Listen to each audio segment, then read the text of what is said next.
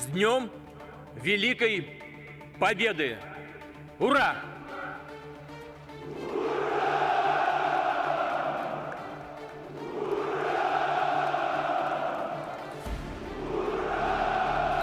رئيس هيئة الأركان الأمريكية يطلب من قواته في أوروبا الاستعداد لرد فعل روسيا، وذلك بعدما شنت أوكرانيا هجوما مضادا وتقدمت بشكل أكبر نحو شمال شرق البلاد. بوتين يحشد ويتحدى كل من اتهمه بالفشل في أوكرانيا: سأنتهي من أوكرانيا وآتي لاحتلال بلدك.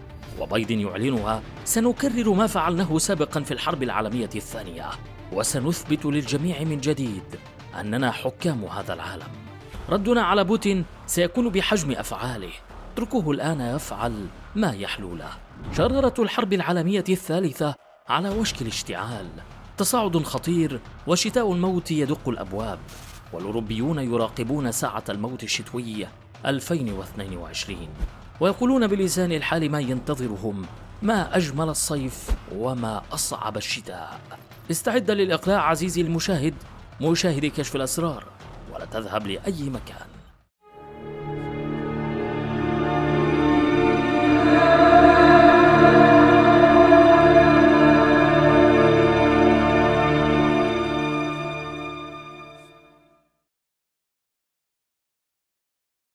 حث رئيس هيئة الأركان المشتركة للقوات الأمريكية مارك ميلي الجيش الأمريكي المتمركز في أوروبا على الحفاظ على أعلى درجات الاستعداد على خلفية الوضع في أوكرانيا، وأوضح: في حالة الحرب لا تعرف ما الذي يمكن حدوثه، الوضع يمكن أن يتغير، يجب أن نراقب بعناية رد فعل روسيا على ذلك. وأعلن مسؤولون أمريكيون كبار أنهم يشعرون بخيبة أمل، لأن العقوبات التي فرضتها الولايات المتحدة الأمريكية لم يكن لها أي تأثير كبير على اقتصاد روسيا، وأن بوتين لم يرتدع، وأن الحرب في أوكرانيا لم تنتهي، بل ستتوسع حتى تبتلع العالم كله وتتحول إلى حرب عالمية ثالثة.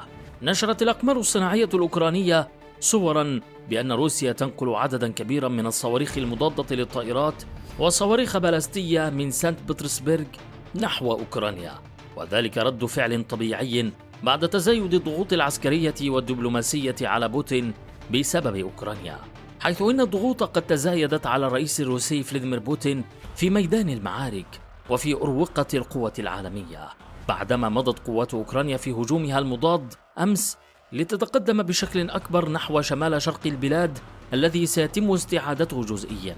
يقول محللون ومسؤولون غربيون إن القوات الروسية كانت تعد على ما يبدو لخط دفاعي جديد في شمال شرق أوكرانيا بعدما أدى الهجوم الأوكراني إلى دفع الخط السابق، وسمح لجنود كييف باستعادة قطاعات واسعة من الأرض في منطقة خاركيف الشمالية الشرقية التي تقع على الحدود مع روسيا. وكان بوتين قد تعهد خلال مشاركته في قمة رفيعة المستوى في أوزبكستان بالمضي في هجومه على أوكرانيا على الرغم من الانتكاسات العسكرية الأخيرة. التراجع السريع للقوات الروسية هذا الشهر من مناطق شمال شرق أوكرانيا التي احتلتها في وقت سابق، إلى جانب التحفظات العلنية النادرة التي أعرب عنها بعض الحلفاء الرئيسيين، تسلط الضوء على التحديات التي يواجهها بوتين من كل الجوانب. وكانت الصين والهند قد احتفظتا بعلاقات قوية مع روسيا وسعتا إلى البقاء على الحياد في قضية أوكرانيا، لكن جو بايدن الرئيس الأمريكي يخشى من تدخل الصين في أوكرانيا وجر العالم كله إلى الحرب العالمية الثالثة، حيث أعلن قائلا: أخبرت الرئيس الصيني شي جين بينغ بأن بكين تخاطر بخسارة الاستثمارات الأمريكية والأجنبية الأخرى إذا اختارت انتهاك نظام العقوبات المطبق من جانب الغرب على روسيا بسبب حربها مع أوكرانيا. ثم يوجه كلامه بالأمس إلى بوتين قائلا: رد أمريكا عليك يا بوتين سيكون بحجم أفعالك. قال جو بايدن إن رد بلاده على روسيا في حال استعملت الأسلحة النووية في أوكرانيا سيكون بنفس حجم أفعال موسكو. جاء حديث الرئيس الأمريكي ردا على سؤال بشأن احتمال لجوء بوتين إلى أسلحة كيميائية أو أخرى تكتيكية نووية، وأفاد بايدن: ستغير وجه الحرب بشكل لا مثيل له منذ الحرب العالمية الثانية. وأضاف: سيصبحون الروس منبوذين في العالم أكثر من أي وقت مضى.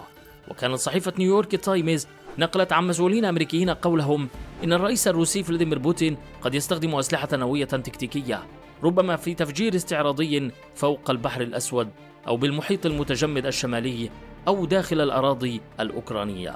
ونقلت الصحيفة عن مسؤول استخباراتي كبير أن هناك نقاشا جاريا داخل وكالات الاستخبارات الأمريكية إذا ما كان بوتين يعتقد بأن مثل هذه الخطوة، استخدام السلاح النووي، ستخاطر بعزل بلاده عن البلدان التي هي في أمس الحاجة إليها، خاصة الصين، أو إذا ما كان يحتفظ بهذا الخيار على سبيل الاحتياط. أما عن أوروبا فقد أعلن رئيس وزراء المجر قائلا: أوكرانيا قد ينتهي بها الأمر بخسارة نصف أراضيها، والحرب في أوكرانيا قد تستمر حتى عام 2030، فالغرب تدخل وجعل الصراع عالميا. أوروبا تطلق النار على نفسها بفرض عقوبات على روسيا. قد نشهد توقف 40% من الصناعات الأوروبية في الشتاء. بوتين واللجوء إلى النووي كحل أخير لحسم ذلك الصداع النصفي الذي يجعله لا ينام. خلال خطاب إعلان بدء العملية العسكرية في أوكرانيا، وجه بوتين إنذارا ضمنيا أنه إذا تدخل الغرب فيما وصفها بأنها عملية عسكرية خاصة، فإن بإمكانه استخدام الأسلحة النووية ردا على ذلك. الناطق باسم الكرملين ديمتري بيسكوف قال إن روسيا لن تستخدم السلاح النووي في سياق الحرب مع أوكرانيا إلا إذا واجهت تهديدا وجوديا. حذر نائب رئيس مجلس الأمن الروسي ديمتري ميدفيديف من أن روسيا ستنشر أسلحة نووية قرب دول البلطيق والدول الإسكندنافية في حال قررت فنلندا والسويد الانضمام إلى الحلف. الشرارة جاهزة ولا ينقصها حقا إلا الاشتعال، فهذه الحرب العالمية الأولى والثانية قامت الشرارة بشيء لم يكن يتخيله أحد، وفي ظروف وأجواء أقل مما هي عليه الآن.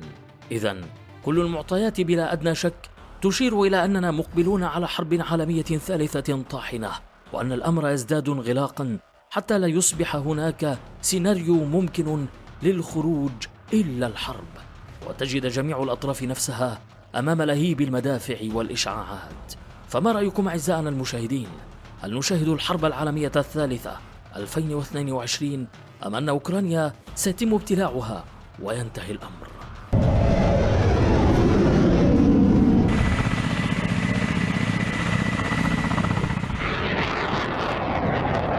شاركونا بآرائكم البنات أسفل هذه الحلقة. شكرا على حسن المتابعة.